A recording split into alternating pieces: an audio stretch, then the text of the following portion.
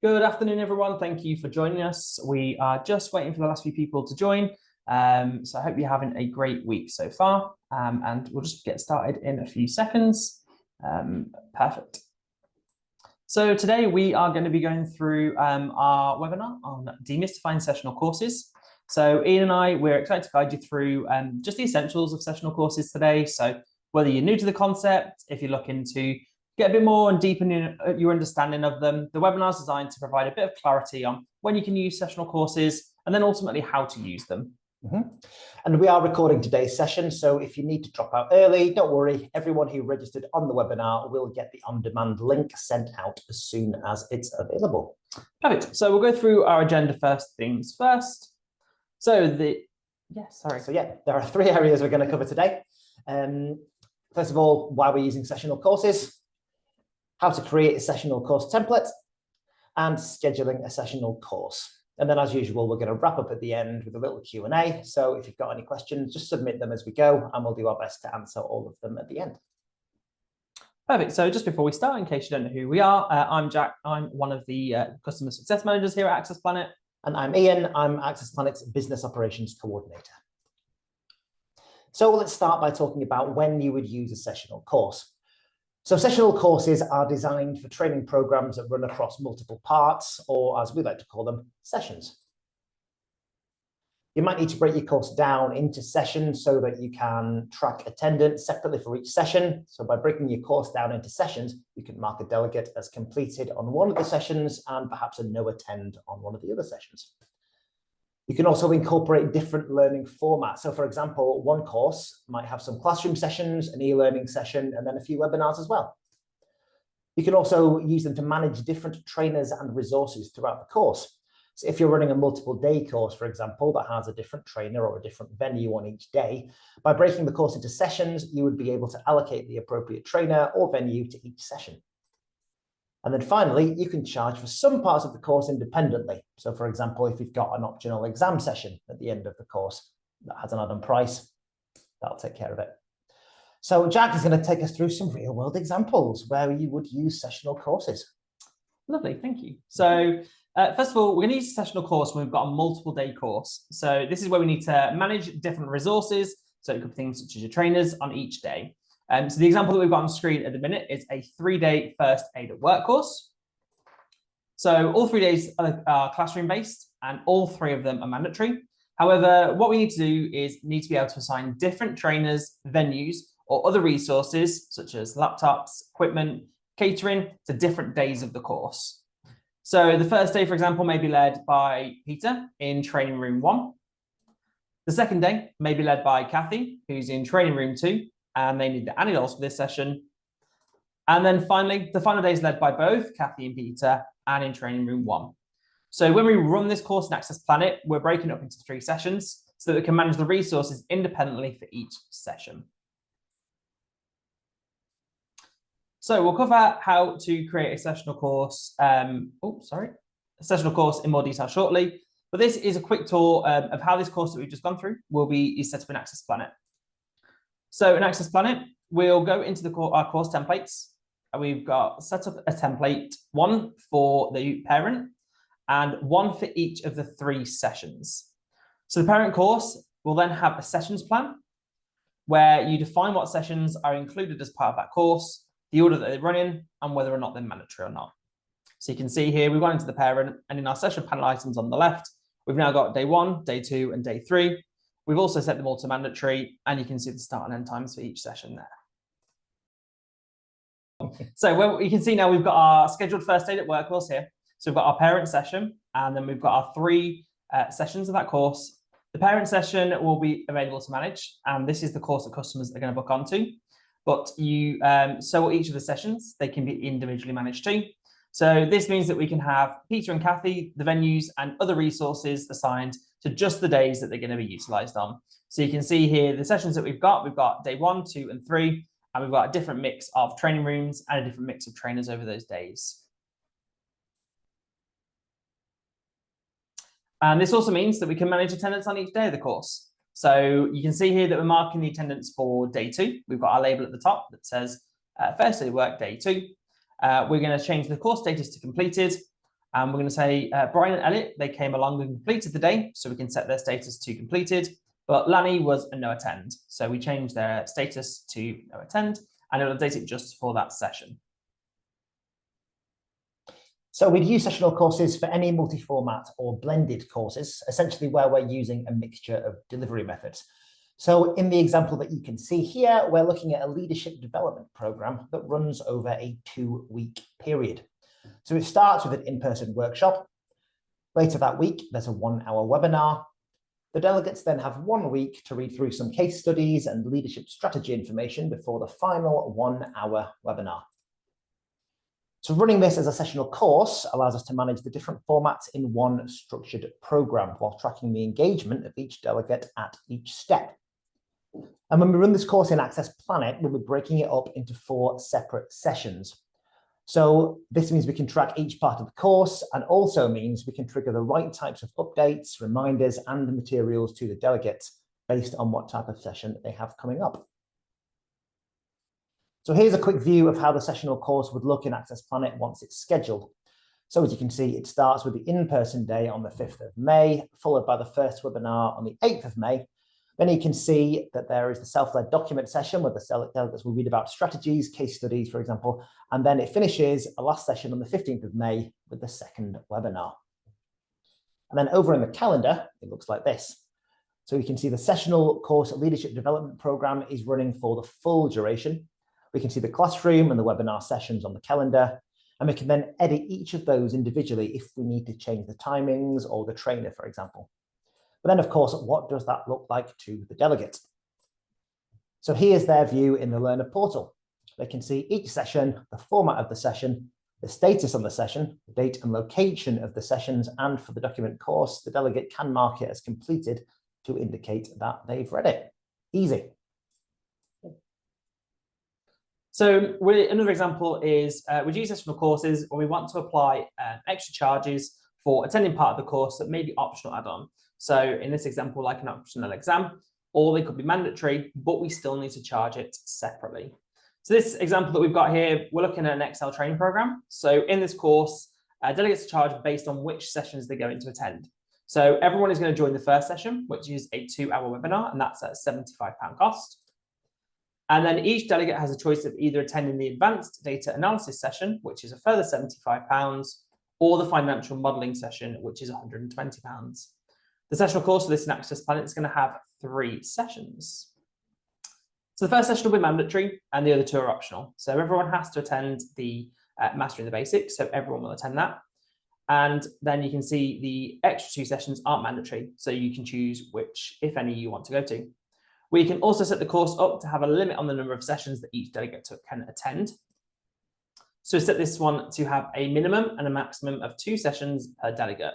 So this means when your customers are booking it, they won't be able to opt out the first session. As you can see, that's grayed out in this example here. That's mandatory. But they can choose the other 2 between the other 2. So then the total cost of the booking is then going to depend on the optional session that they have chosen. Thanks, Jack. So as a quick recap, there are 4 reasons why you may use sessional courses. So to track attendance on each session, to use a range of course formats, to assign different resources to each session, and to charge per session. Lovely. So now what we're going to do is have a look at how we actually create those sessional course templates. So to build your own sessional course, you're first going to set up each part of the course as their own template. So for example, we could have course template for day 1 and another course template for day 2. You're then going to build a sessional course. So this is also known as the parent course. And this is where you're going to define the order that the sessions happen within that session plan that we've already seen. So here you can see we have created each of the 3 days of the first Aid at Work course as course templates. Each template has its duration set. So the first 2 are a day and the last one is just an hour long. They can also have their own price. And all of these are class-based, but they could be a combination of class, web, e-learning, or document courses. So now that we've got our sessions set up, we can create our parent course template. And now we've added our 4th course template. It's a 3-day course called First Aid at Work. We now need to make it sessional. So we are going to edit the course template that we've got. So this is going to be our parent course. And then when we edit it in the edit section, we are going to jump to the sessional details section. And here we're going to change this text box from no to yes. And that's set it as sessional. So we're going to choose how we're going to charge for the course. So will we charge for each session, or will we charge for the package as a whole? And then we need to choose how many sessions the delegate will need to book. And for us, it is 3 in each. And then we're going to press save. And we've now set it up as a sessional course. But now we're going to open the sessions plan tab. So we're still in our course template. I'm going to click session plan items. And this is where we're going to choose which course templates are the sessions and how we're going to define the structure of the course. So we click add a session plan item. And we're now going to find the first session of the course. So in this case is day 1. We can set this up as we go. So we can choose the start time of the course, the end time of the course for this individual session. And we're going to make this mandatory. And we also want to clone our trainers and clone our venue from our head session. And that's going to pull them down automatically. And then when we've created our first one, we're now going to create our second session. So day 2. Here we need to use the offset of 1 day. So 0 days is the first day of your course. So on your course template, say it starts on the 1st of May, you need to set and day 1 is on the 1st of May, you would have that as a 0 day offset. Day 2, for example, would be a 1 day offset. Day 3, for example, a 2 day offset. Hopefully that makes sense. But your first day of the course is in effect 0. And then day 1 will be 1 and so on. So there we go. We've created all of our sessions now. Save you watching us create the third session in the same way. We just added that one in. And this is now our session plan created. So to recap, we have now created a course template for all 3 sessions of our first Aid at Work course. We've created a course template called First Aid at Work, and this is what our customers are going to book onto. And then finally, we define the sessions plan for the First Aid at Work course. And then the final part of today's webinar is scheduling a sessional course. This part's the easy bit. So we're going to first schedule the course into the calendar. Next, we are going to make any adjustments to the sessions as necessary. And finally, we're ready to take bookings. So we will advertise the course and start putting the booking link on our socials. Okay, so we're going to schedule our course from the calendar on the left-hand menu. Then we're just going to collapse the main menu there to give us a little bit more space. And then let's find September. That's when the course is going to run. And we'll right-click on the date we want that course to start. On the 8th, add class course. And then we just need to complete the details of the new course. So we've already got a course template. So we're going to select that. And we're going to check all the information. Let's make sure it's all right for the course. The end date, let's just change that. And then see if there's anything else that's missing or anything that's wrong. Disaster, we've not got a trainer, we've not got a venue. Jack, what are you playing at with this course template? So we're going to add Ellie in there, and then for a venue, we're going to go for Access Planet HQ, the boardroom, panic over. Having a look through all the other details, everything else is fine, so we'll click Save at the top right. And then we just need to check that all the sessions have generated properly based on the sessions plan that Jack just showed us.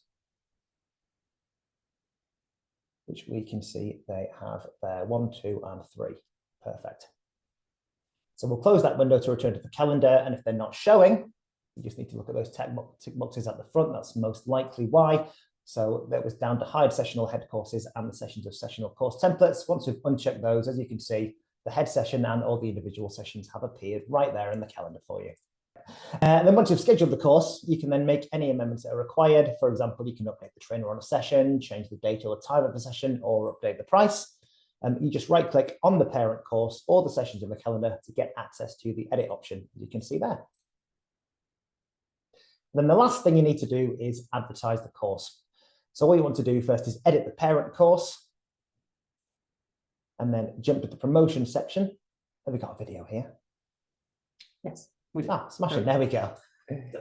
There we go, edit, just waiting for it to catch up there. Jump over to the promotion section. There we go, and then check advertise. And then scroll back up to save. And there we go. And then if you've integrated your live courses on the website, then it's going to start showing up there. But if you'd like to promote the course further, just go on the cheeky booking links link on the left-hand side, and you can copy that direct booking link or use the socials options that you can see right here. Lovely. So that's it for sessional courses today. As a quick recap of what we went over in today's session, we've looked at why we use sessional courses, had a look at creating that sessional course template. We looked at scheduling a sessional course. And that was our final one, sorry. So we're now going to move on to our Q&A.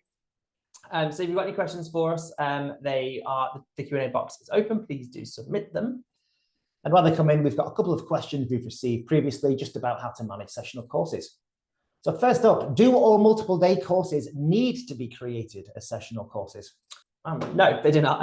You only need to break the course into sessions if you want to manage each day independently. So you want to mark attendance for each day, you want to manage different trainers, different resources on each day.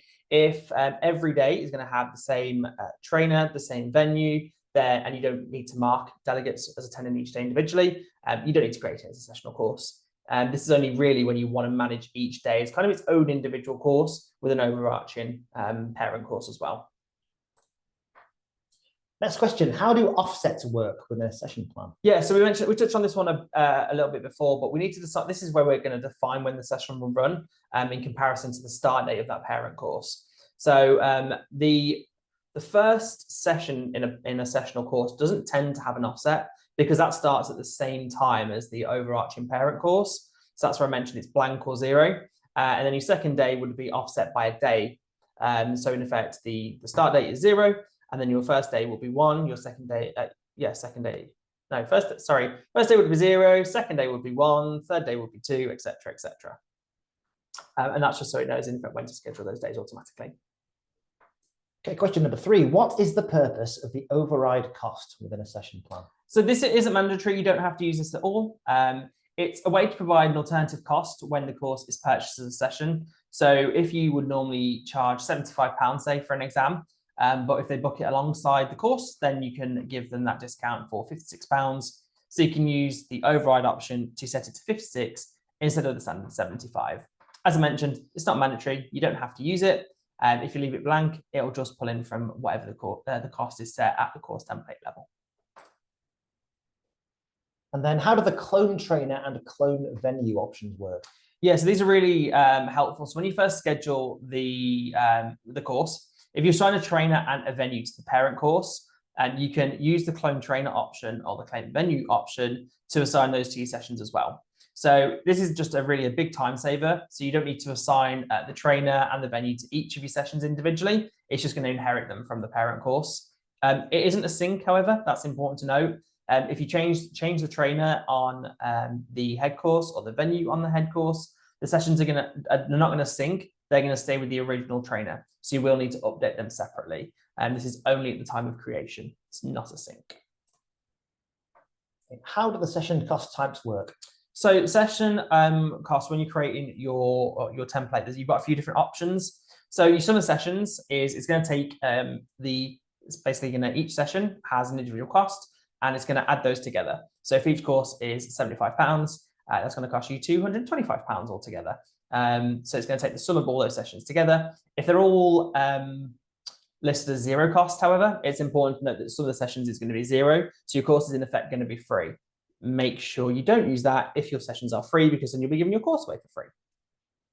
The course costs, so that will just be the course cost that you set at the head session. So if it's £150 on the head session, it's just going to charge you £150. The course cost plus optional sessions, so it's going to use that £150 head session course, and then it's going to add any of those sessions in, like we saw earlier, that are optional. So if your exam's optional and it's £75, if you don't tick the box, it's going to be £150 for your course. If you do tick the box for that exam, then it's going to be, say, £225.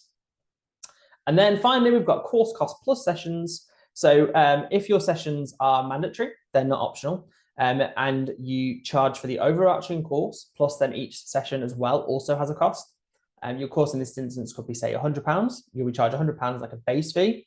And then you've got 5 sessions at, say, £50 each. That's then going to add the cost of the overarching course, so your £100, and then your 5 sessions at £50 each. So your 250 total, 250 total? Yeah, 250 total. Going to add them together to be a £350 total altogether.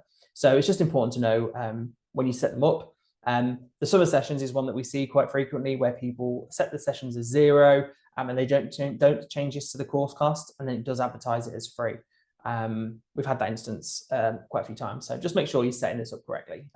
Actually, what your course costs. And that's all, folks. So thank you all very much for taking the time to join us today. We hope that you found this helpful. If you do have any questions about user management, do get in touch with our help desk team via our support portal. And we hope you have a very good rest of the day. Bye. Bye.